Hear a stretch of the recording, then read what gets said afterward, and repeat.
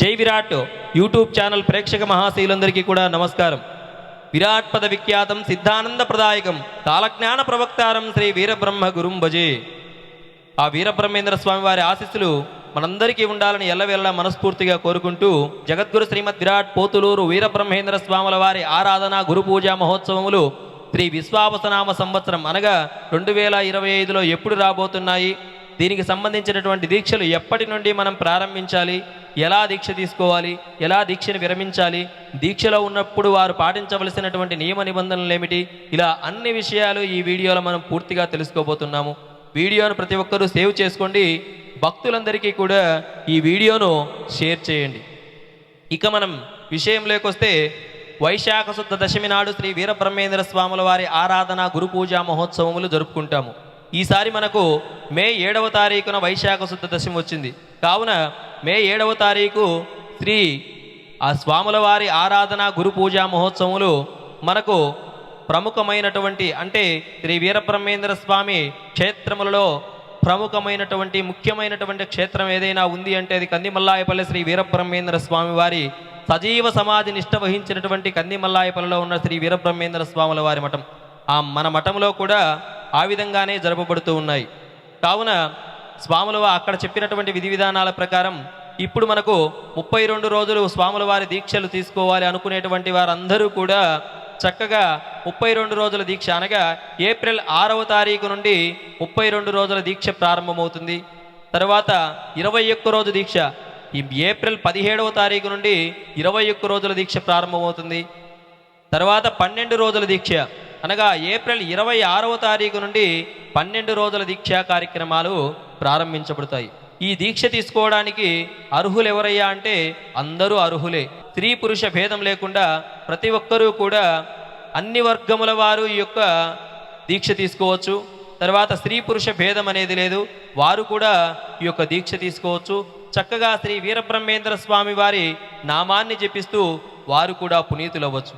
ఇక మనం దీక్షా నియమాలు చూసినట్లయితే ఎవరి ద్వారా దీక్ష తీసుకోవాలి అన్నట్లయితే చక్కగా స్వాముల వారి మఠం ఏదైతే ఉందో, మన కందిమల్లాయపల్లి క్షేత్రం ఏదైతే ఉందో అక్కడ నియమించినటువంటి వారి ద్వారా కానీ స్వాముల వారి ద్వారా కానీ ఈ దీక్షను తీసుకోవచ్చు. లేదా 3 సార్ల కంటే ఎక్కువ స్వాముల వారి దీక్ష తీసుకున్నటువంటి గురుస్వాముల ద్వారా అయినా మనము ఈ దీక్షను తీసుకోవచ్చు.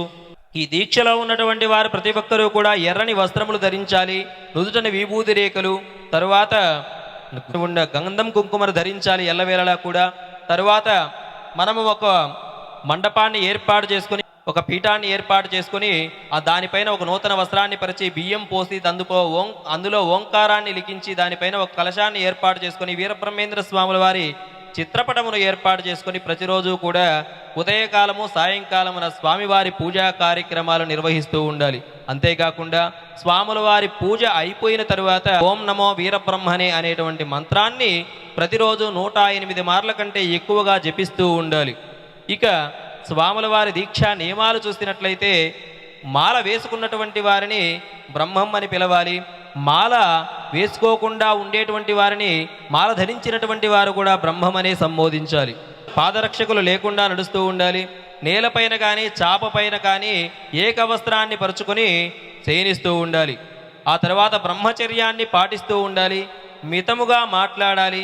ఆదివారంగా ప్రతి ఆదివారం కానీ లేదా మాలలో ఉన్నటువంటి ఏదైనా ఒక ఆదివారం రోజు తప్పకుండా ఉదయం 6 గంటల నుండి సాయంకాలం 6 గంటల వరకు మౌనవ్రతాన్ని పాటిస్తూ ఉండాలి. మౌనవ్రతానికి ముందు తరువాత చక్కగా స్వాముల వారి పూజా కార్యక్రమంలో ఉండాలి. క్షౌరం చేయించుకోకూడదు. ఇంటిని ఎప్పుడూ కూడా తడి బట్టతో తుడుచుకుంటూ ఉండాలి. మడిగా శుచిగా వండినటువంటి ఆహార పదార్థములను మాత్రమే స్వీకరిస్తూ ఉండాలి. అది కూడా ఏకభుక్తం, ఒక పూట మాత్రమే భుజిస్తూ ఉండాలి. రాత్రి కాలంలో అల్పాహారాన్ని మాత్రమే సేవిస్తూ ఉండాలి. మాంసము, మద్యము, ధూమపానము వంటి వాటికి దూరముగా ఉండాలి. అసత్యాన్ని ఎప్పుడూ కూడా చెప్పకూడదు. దీక్షాదారులకు కులము, మతము, వర్గము అనేటువంటి భేదము లేకుండా ఉండవలెను. ఇక ఈ విధంగా 32 రోజులు కావచ్చు, 21 రోజు కావచ్చు, 12 రోజులు కావచ్చు, దీక్షా నియమాలు పాటించినటువంటి దీక్షాస్వాములందరూ కూడా ఆ తర్వాత మనము వైశాఖ శుద్ధ దశమి రోజుకు చక్కగా స్వాముల వారి మఠాన్ని చేరుకోవాలి. స్వాముల వారిని దర్శించి ఆ తర్వాత దీక్ష ఇరుముడి మనం ఏదైతే కట్టుకుంటామో ఆ ఇరుముడికి ఏమేం సామాన్లు తీసుకురావాలి అనేది చెబుతాను, ఒక్కసారి చూడండి. చక్కగా స్వాముల వారి మహానైవేద్యానికి ఉపయోగపడేటువంటి బియ్యము, బెల్లము, నెయ్యి, ఎండు కొబ్బరి చిప్పలు, సుగంధ ద్రవ్యములు, ఇలా కావలసినటువంటి సామాగ్రి అంతా కూడా ఇరుముడిగా కట్టుకొని మనము స్వాముల వారి మఠాన్ని చేరుకొని స్వామివారిని దర్శించుకొని ఆ తర్వాత అది ఇరుముడి తీయడానికి నియమించి ఉంటారో వారి దగ్గరికి వెళ్ళి మనం ఆ ఇరుముడిని సమర్పించి స్వాముల వారి ఇరుముడి వారికి సమర్పించి మాల చక్కగా తీయవచ్చండి. ఈ విధంగా స్వామివారి శ్రీ వీరబ్రహ్మేంద్ర స్వామివారి అనుగ్రహాన్ని మనము పొందవచ్చు. ఇక మాలలో ఉన్నంటి రోజులు కూడా ఆ శ్రీ వీరబ్రహ్మేంద్ర స్వాముల వారి యొక్క చరిత్రను పారాయణం చేస్తూ ఉండడము చాలా మంచిది. ఈ వీడియోను అన్ని గ్రూపులకు షేర్ చేయండి, స్వామివారి అనుగ్రహాన్ని పొందండి. ఇంకా మీకు ఏవైనా సందేహాలు కలిగినట్లయితే చక్కగా మాకు కామెంట్ చేయండి, మేము రిప్లై ఇస్తాము.